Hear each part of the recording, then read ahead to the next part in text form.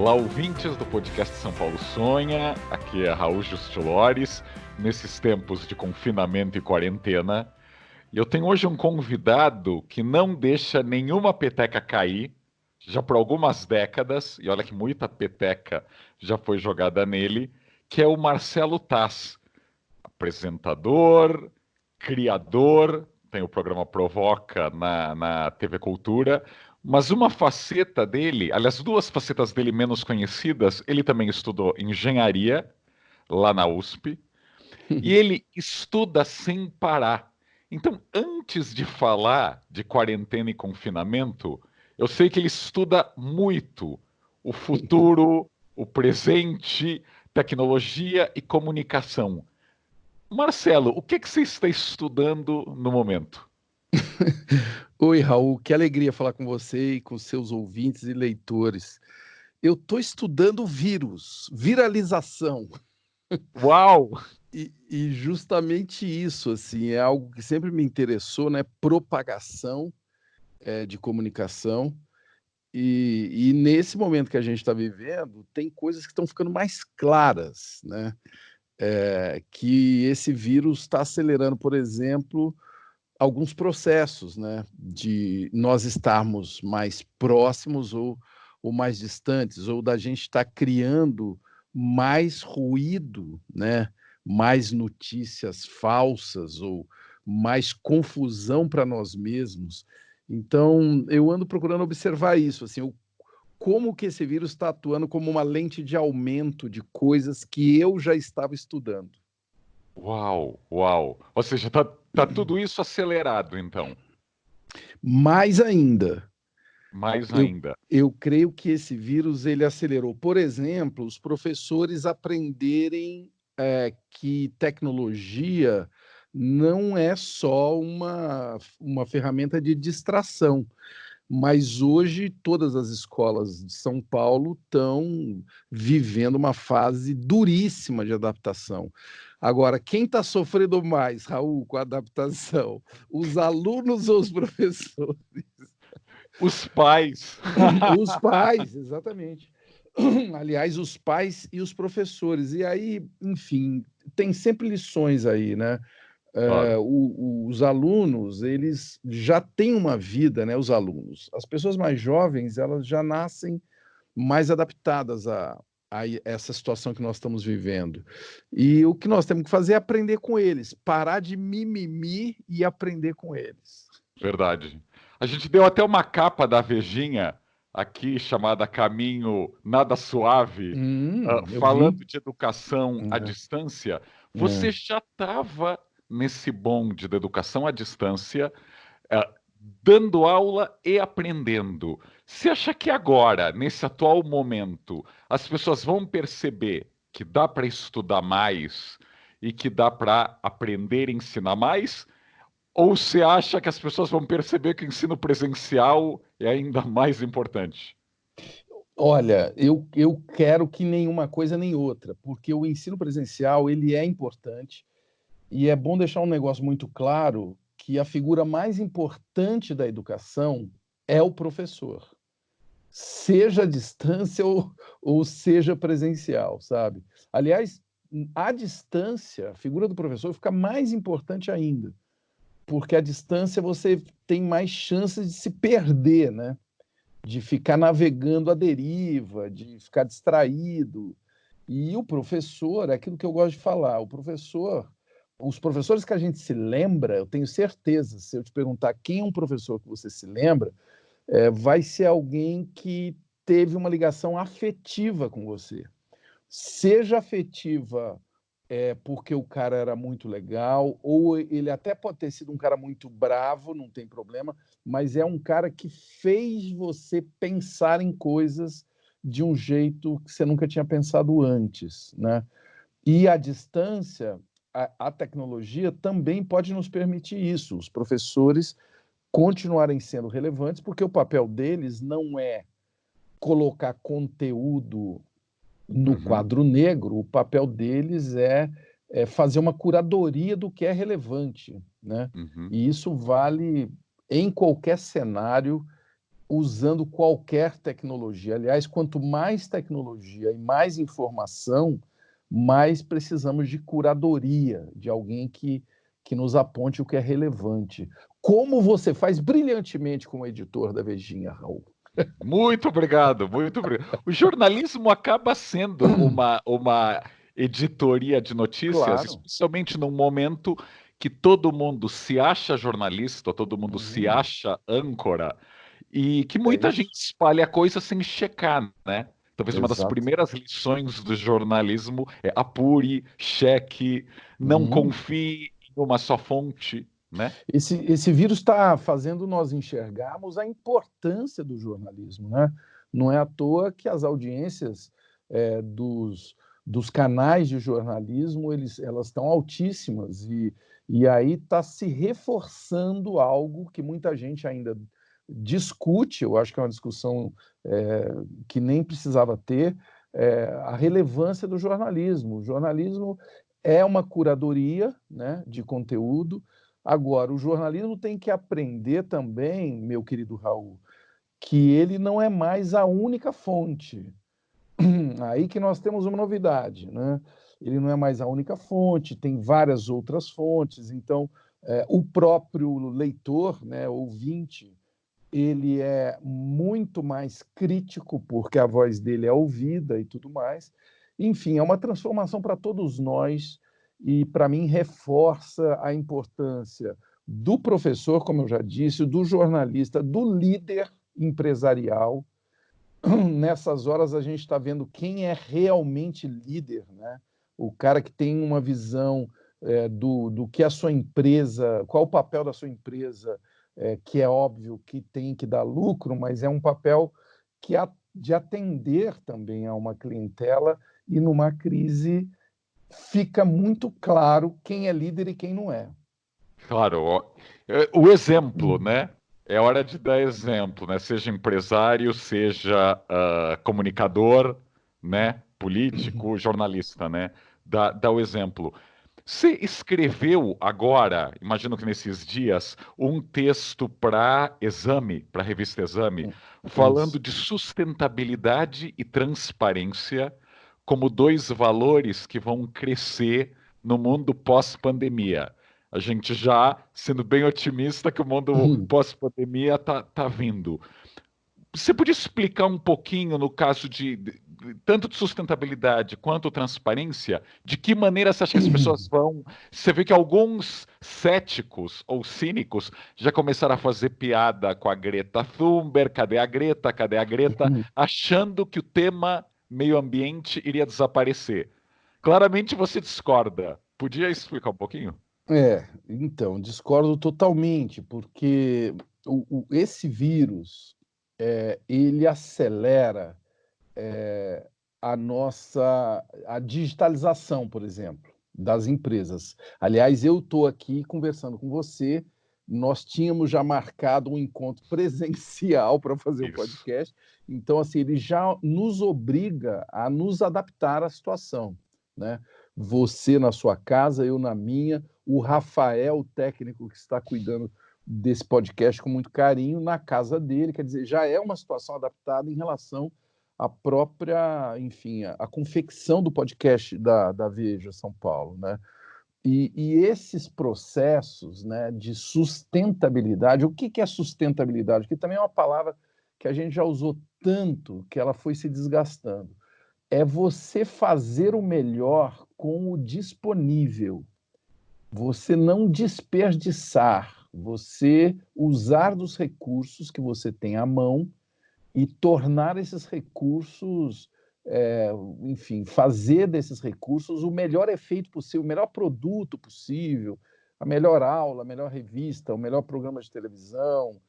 Enfim, é isso que a gente tem que fazer para cuidar da sustentabilidade. E agora é hora de líderes empresariais irem para a prática, né? O que já rolou de palestra, meu caro Raul, sobre sustentabilidade nos últimos 10 anos, né, daria para encher assim, um estádio de futebol. Agora é hora da prática, assim, de Por exemplo, praticar. por exemplo, Então, que práticas você espera desses hum, líderes empresariais? Eu espero que, antes de mais nada, não é hora de pensar em vendas, por exemplo, né. É óbvio que é importante a retomada das vendas, mas neste momento a primeira coisa é cuidar da sua equipe. Sabe quando o avião tem turbulência e a gente aprende que primeiro você põe a máscara em você e depois você cuida das crianças, enfim, que eventualmente estejam com você. A sua equipe é o que você vai ter que cuidar primeiro, né? E nós estamos vendo aí a diferença entre líderes com L maiúsculo, e eu gostaria até de citar a minha querida companheira de conselho no IBMEC, a Luísa Trajano, Claro, bom que exemplo. ela cuida, né, da sua empresa e tudo mais. Eu gostei demais do exemplo do Nubank também, que mandou cadeiras ergométricas para... Eles estão 100% remoto, mandou cadeiras ergométricas, enfim, são vários exemplos de empresários que imediatamente cuidaram de suas equipes.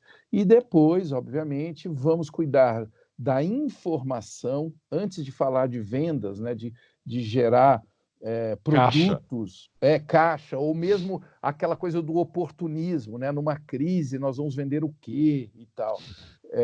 Você tem que informar, né, o seu cliente de qual é a situação, como que você vai fazer a gestão disso daí. Nós estamos vendo, inclusive, bancos e cartões de crédito, que é uma coisa até espantosa, diminuindo os juros, o que é uma coisa muito bem-vinda. Eu até espero que isso seja continuado depois da crise também. Enfim, eu creio que todas as empresas podem fazer uma gestão dessa crise e sair melhor dela. Obviamente que vai levar uma arranhada grande em faturamento, em desequilíbrio financeiro, todos nós vamos viver isso, inclusive dentro de casa, mas eu creio que a gente tem que botar como objetivo sairmos melhor dessa enrascada. Claro. Ao falar de sustentabilidade, eu também queria te perguntar, essa residência forçada e muita gente dentro de casa está produzindo muito lixo. Acho que pela Uhum. primeira vez nós estamos vendo quanto lixo a gente produz.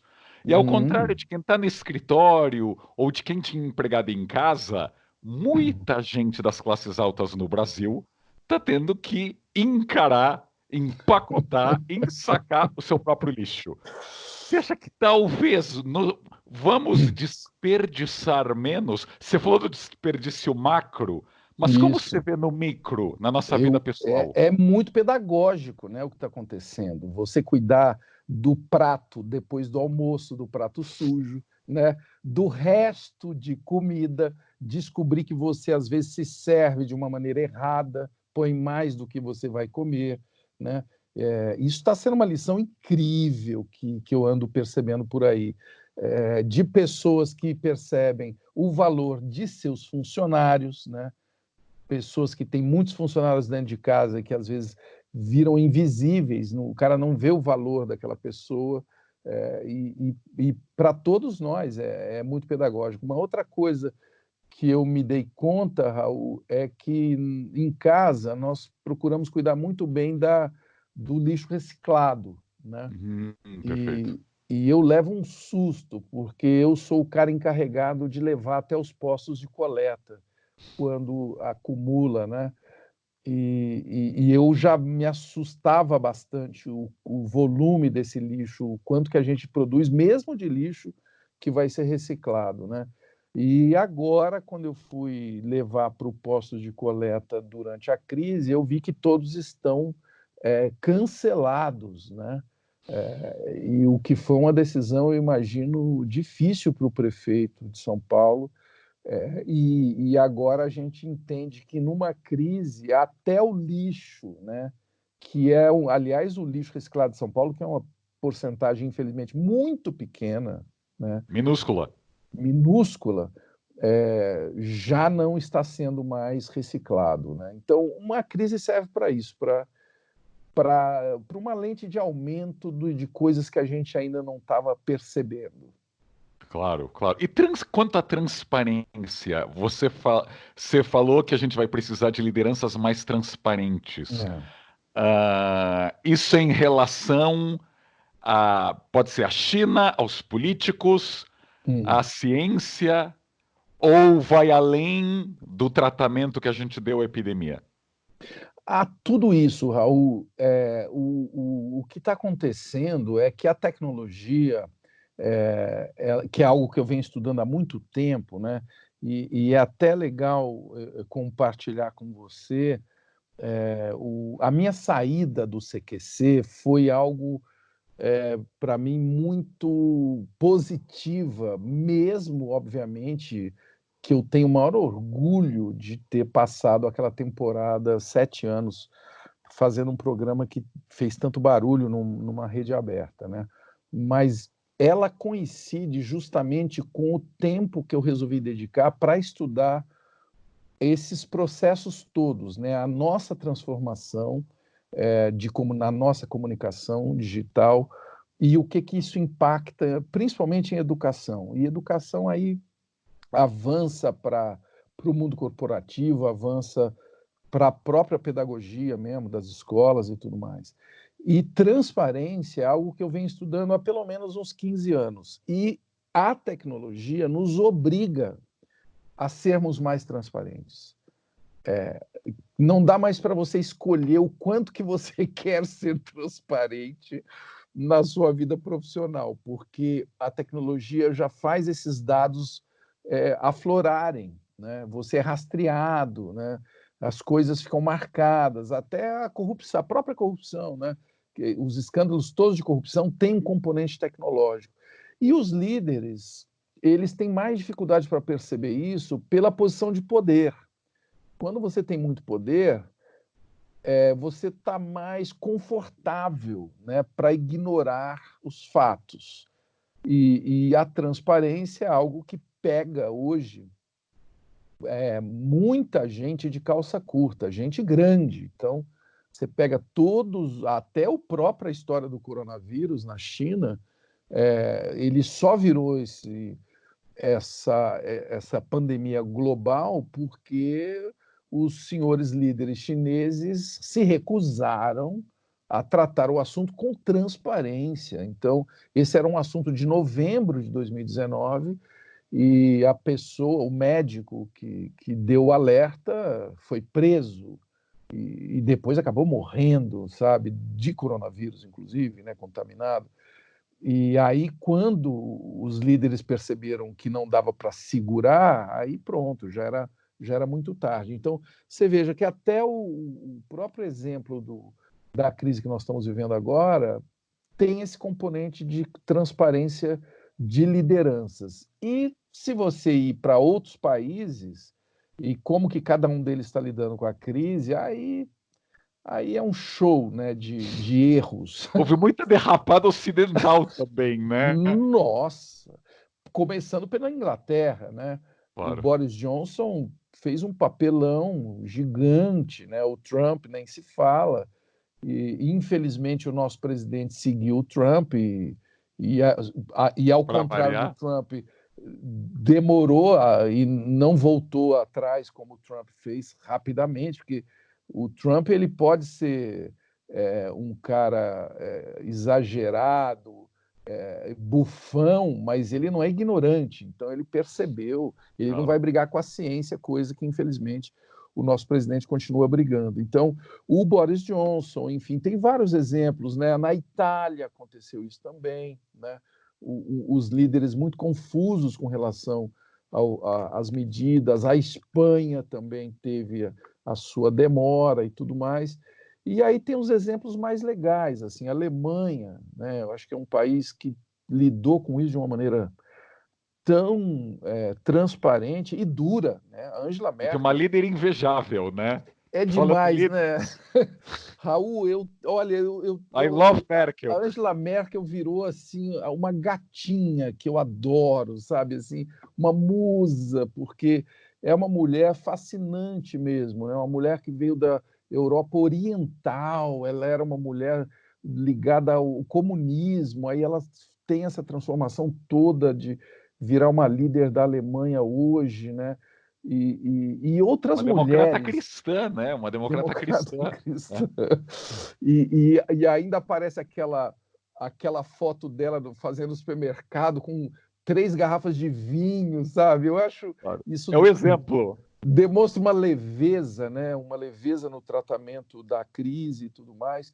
E aí eu aproveito para reforçar outras mulheres, né? Está muito evidente em vários países, eu até escrevi recentemente sobre isso. Eu vi. É, A da Nova Zelândia se citou também, a Nova Zelândia, da Finlândia. Taiwan, Singapura, Dinamarca, Bélgica, são mulheres. Eu Taiwan, é uma pergunto. chinesa. É. Taiwan, exatamente. E eu ainda esqueci uma, logo depois que eu publiquei o texto, a ministra da Saúde de Portugal. É uma mulher incrível e Portugal é um exemplo de como que hoje está sendo tratada a crise. Então, temos que reconhecer, e aí, né, vamos voltar àquela coisa, porque os haters estão sempre de plantão. Aí fala assim, bom, mas e a Dilma? É o que as pessoas. O negócio não é defender que Gênero não mulher tem monopólio, né? não é que mulher é melhor que homem, mas é que a mulher ela precisa de mais lugar na política. Isso está muito evidente, né? Especialmente no Brasil. A mulher ela tem um espaço na política que não corresponde à porcentagem de mulheres na vida pública, na sociedade, tá certo? E as que se sobressaem, elas, eu imagino, elas têm uma obrigação ainda maior de dar certo, elas são pressionadas, né, por conta do machismo que impera ainda. Então, essa crise tem ajudado a gente a aprender até essas lições, viu, Raul? Nós temos menos mulheres parlamentares que China, Coreia e Japão, que são países ultramachistas. É uma Então, esse não vergonha, deixa de ser um né? choque. Sem falar que os homens que estão lá são horrorosos, né? Uns machões cheios de tintura no cabelo, você entendeu? Aí Os nessa hora nossos eu também. são assustadores, aquelas tinturas são assustadoras. Haja Enfim, caju. eu creio que a gente tem que ser muito crítico com relação aos nossos representantes para melhorar, né, a nossa representação, especialmente no Congresso Nacional. Agora, para quem te escuta, essa quarentena para você é mais criativa ou mais contemplativa? Como você está Ela lidando o ela está mais imperativo? laborativa.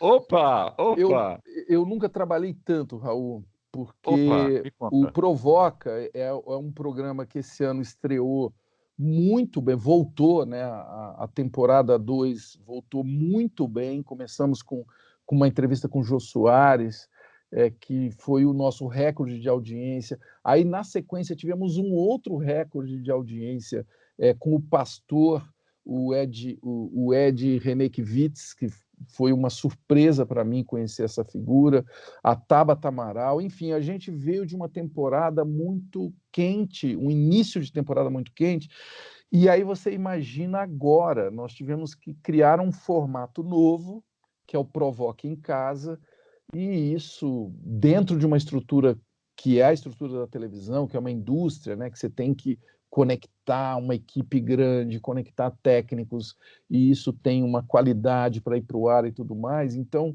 eu acabei assim trabalhando em triplo para fazer a mesma coisa, sabe? E para dar conta das palestras, por exemplo, né, que eu faço com muita frequência sobre esses assuntos todos que a gente está conversando aqui em empresas, e comecei a fazer, inclusive, muitos eventos virtuais, que agora já tem uma lista pela frente, assim, de moderação de debates, sejam eles internos, né, dentro das intranets das empresas, ou abertos mesmo. Essa semana eu fiz semana passada, né, eu fiz um com o secretário da Educação de São Paulo, Rocieli Soares, Luciele. para o lançamento da plataforma de educação para escolas públicas do Estado de São Paulo, que é um exército de professores, né? E o Rocieli me deu essa alegria, essa honra de poder abrir e discutir as dificuldades, enfim, e compartilhar um pouco de algumas dicas de como usar tudo isso, os medos, é bom falar de medo também, né? Os receios que vai dar errado e tal. Enfim, o meu trabalho anda meio dobrado agora por conta dessa história toda. Agora, dentro de casa, Você consegue ler mais, estudar mais ou nem pensar? eu não cheguei nessa etapa. Eu estava louco para chegar. Eu separei aqueles 3 livros, assim. Tem um livro que a biografia do Woody Allen que eu estou um tempão para ler, e estou com o livro do Davi Copenaua também, do Xamã Yanomami, que, aliás, é um livro que narra exatamente o que está acontecendo, né? O céu caindo sobre as nossas cabeças.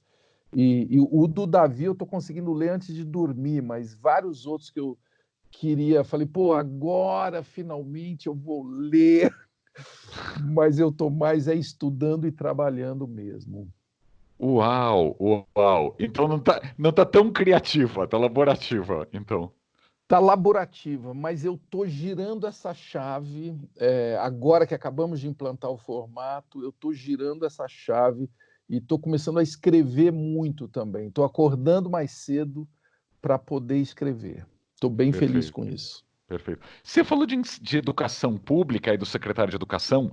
Por enquanto, esse é um debate que não se fez, né? As Hum, escolas privadas estão tentando, com acertos e tropeços, hum. manter o ano escolar. Por enquanto, a escola pública está de férias, entre aspas, Isso, né? isso. Aliás, até as universidades federais. O É. que você acha que vai acontecer? Porque muito provável que nem em maio, nem em junho as escolas voltem. Ou seja, a educação pública no Brasil vai ter que dar um mega salto de 2, 3 décadas para compensar? Então, Raul, você lembra que a gente estava falando que esse vírus é uma lente de aumento? Ele Isso, revela o quanto que a gente estava despreparado, sabe? A educação pública, principalmente. E as escolas privadas, é bom que a gente fale, também estavam despreparadas, né? Com verdade. raras exceções. E aí eu diria também que os pais também estão despreparados para dar conta da educação dos filhos, porque o pai manda o filho para a escola, inclusive pais dessas escolas de alto padrão, e acha que é obrigação da escola educar o filho dele, entendeu? E a escola, obviamente, é o lugar onde ele vai adquirir conhecimento de algumas áreas do saber, mas a educação dos filhos é dos pais. Então, o que eu tenho visto é muita rede de pai, porque eu participo delas também como pai e também como observador, de escolas privadas fritando, literalmente. Eu nunca vi tanto pai assim, brigando, inclusive entre si. Essa Dando tilt, escola está bugando, como dizem, bugando. bugando, porque o cara finalmente está olhando a lição de casa do filho, entendeu? Está vendo a dificuldade dele. E aí ele põe culpa na escola. Não, e não está funcionando. Aí ele acha que é o computador que tem que funcionar, entendeu? Que o computador é que vai resolver. E não é. Quer dizer, nessa hora é que a gente percebe o quanto que precisamos nos preparar para o mundo que já estamos nele, né? O vírus só acelerou. E então as privadas estão rebolando, mesmo para dar conta do conteúdo. Os alunos, a maioria dos que eu observo, se adaptaram muito rápido. Alguns até falam assim: ai, estou gostando mais assim do que antes. Você percebe Uau. que é. E isso não quer dizer que o presencial para eles não é importante, eles sentem falta de encontrar os amigos e tudo mais. Mas o aprender, ele, ele pode ter uma parcela remota, como de fato já existe na nossa vida, Raul, quando nós falamos pelo WhatsApp, quando a gente combina, trocamos receita, quando nós criamos coisas juntas, trocando e-mails e tudo mais, né? Agora, o ensino público, que é o que nós começamos a conversar, esse é mais frágil por conta da desigualdade social mesmo, que é criminosa no Brasil, a gente sabe disso, e da estrutura que é frágil. Agora, esse centro de mídias que foi lançado aqui em São Paulo, é bastante relevante. Eu acho que vale a pena observar, obviamente, criticamente, como que vai andar, mas o Roscielli, o secretário da Educação, é um cara que eu conheço desde o Amazonas, quando eu Hum, trabalhava no telecurso com a Fundação Roberto Marinho, e ele foi um precursor no estado do Amazonas de várias modalidades de ensino à distância. Então, o que ele está implantando aqui em São Paulo já é uma continuação de algo que ele já fez, testou com muito sucesso no Amazonas. O desafio dele aqui, obviamente, é gigantesca, muito mais gigantesco, né? O estado de São Paulo tem, dizem que é a maior rede de professores do mundo, né, no estado de São Paulo, e com certeza deve ser, se não a maior, uma das maiores. Então o desafio dele é muito maior. Agora, é um cara que já conhece essa trilha há pelo menos uns 10, 15 anos. claro. Não, e a gente vai ter que falar, né, de celulares, pacotes de dados, ou seja, o que está acontecendo na escola privada acontece com alunos que têm boa internet em casa, com Isso, velocidade, etc. isso. Esse vai ser um mega desafio É. quando chegar nas escolas públicas. Aliás, uma Você quer outra ver um capa da gargalo? fichinha Ah, é, recente olha. aqui, É. a quarentena da vida real, né, que a gente até falava de um rapaz aqui com sintomas que vivia com outras 19 pessoas dentro de casa. E a quarentena dele era uma quarentena particular. Imagina isso no estudo, né? Sem internet, sem smartphone. Exato. O gargalo é essa palavra que você falou, o smartphone. Porque internet, mesmo as classes baixas, elas usam muito, né? Mas o smartphone, o modelo de smartphone que permite um engajamento com uma aula, já é bem frágil, né?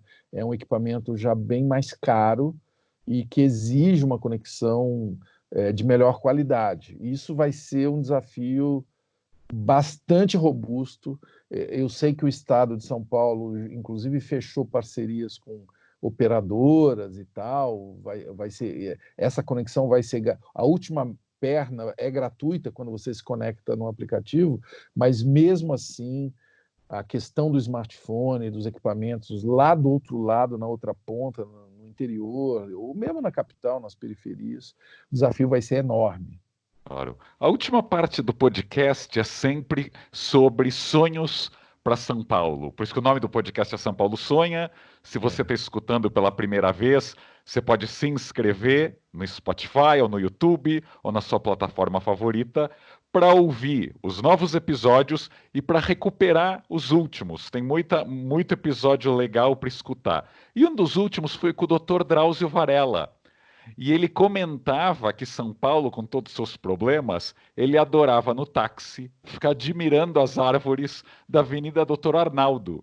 E ele brincava que muitos taxistas, muitos motoristas de Uber, diziam para ele: Nossa, passo aqui todo dia e nunca olhei para elas. Então o Dr. Drauzio fazia questão que, olha, não adianta morar em frente à praia se você passa um ano inteiro sem pisar na praia. Ele deu esse exemplo do Rio de Janeiro.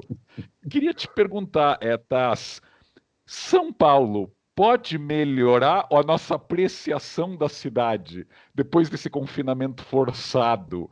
A gente vai desfrutar mais da cidade? Olha, eu vou, porque eu tô assim com uma síndrome de abstinência, de conversar com gente desconhecida. Isso me alimenta muito em São Paulo. Eu amo isso em São Paulo, porque em outras capitais, até mesmo no Rio, tal, é um lugar assim onde você acaba meio que, enfim, é, ou sendo reconhecido, ou acaba encontrando as mesmas pessoas, né? E o que eu gosto de São Paulo é que tem diferentes planetas. Eu olho a cidade assim, e eu gosto de visitar esses planetas, você entendeu? E os meus preferidos, assim, Freguesia do Ó, Tatuapé, Moca, sabe? O Centrão, algumas ruas do Centrão, Santa Efigênia, Paula Souza, Florêncio de Abreu. Que é Eu, linda! é a minha praia, Florêncio de Abreu, que é ir lá comprar ferramentas, mangueiras, parafusos. E é um lugar que eu vou lá não só porque eu sou jardineiro de mim mesmo, não sei se eu já te contei isso, eu tenho uma horta em casa, eu gosto de cuidar, eu tenho ferramentas, Você é mão na terra. eu Mão sou na mão terra na mesmo. terra, eu sou maker da terra, sou maker caipira, digamos assim, Olha né? só. Aliás, nessa crise eu plantei 3 tipos de tomate, eles estão maravilhosos. Estão, obviamente, ainda pequenininhos, mas são tomates que eu não vejo a hora de. Eu fico todos os dias cuidando deles. Aliás, está aí uma dica para quem está na crise, quem tiver um cantinho que bate sol, pode até ser na janela. Tomate é um negócio tão lindo, eu acho uma das coisas mais deliciosas e a planta é muito bonita. Então, a Florêncio de Abreu é uma rua que eu sinto muita falta, o Ceasa, a Imperatriz Leopoldina, aquela avenida ali perto do Ceasa. Enfim, eu gosto muito de circular nesses lugares de São Paulo e conversar com gente desconhecida, com balconista, conversar sobre isso, sobre fertilizantes, sobre sementes, sobre porcas e parafusos, você entendeu? Isso Bricolagem, quase. eu estou sentindo muita falta mesmo. Mercado de Pinheiros é outro lugar que eu adoro conversar sobre queijo, sobre, enfim, geleia e sementes. Lá tem muitas sementes boas também. E isso, eu estou aqui com síndrome de abstinência, meu caro Raul. Não vejo a Então, hora você de. você acha que os paulistanos vai ter uma espécie de volta catártica à cidade, ao espaço Olha, público? você sabe que todas as guerras, né, aconteceu isso, né, e nas tragédias também, né, nas pragas, assim, depois do final, uma coisa de se encontrar, de se abraçar, tem aquela foto famosa do beijo, né, no final Times da guerra, Square. não é? Então, Os anos 20 foram muito hedonistas, né? eu creio que nós ainda estamos distantes disso, nós temos um esforço enorme pela frente, mas eu sempre acredito naquela expressão que tudo passa, né? E o que não pode passar é a nossa percepção do presente. E o presente é algo duro, né? É um ensinamento duro, assim. Estamos passando por um aprendizado que exige a nossa atenção a ele, assim, né? Não adianta querer já antecipar a comemoração de qualquer coisa, porque pelo contrário, eu acho que estamos sendo jogados diante de uma coisa triste, que é a falta de saneamento, né? Quando você vive numa cidade que não tem saneamento básico, numa cidade não, num país, né, que metade da população não tem saneamento básico, ninguém está salvo, né? Eu Claro. creio que esse é um ensinamento dessa crise, né? Muita gente Todos que nos acha que contagiamos, né? o vírus não respeita carro blindado, né? Tem gente que acha que vai se salvar tendo um carro blindado, ter muros altos e tal.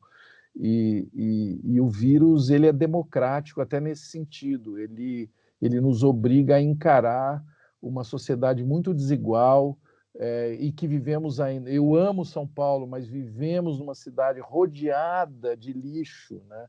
Inclusive dentro dos rios, principalmente dentro dos rios. Então, vamos aprender com tudo isso que está sendo jogado na nossa cara, né? E qual o teu sonho para São Paulo? Se hoje você pudesse consertar uma coisa, um lugar. Calçadas, Opa! calçadas, Viva! calçadas. Eu sempre tive vergonhas das calçadas de São Paulo. Vergonha, vergonha. Eu tive uma avó chamada Julieta, que era muito brava, que não gostava de vir para São Paulo. Ela morava lá em Tuverava, com meu querido avô João, que também já se foi. E ela vinha aqui, ela falava: que vergonha essas calçadas.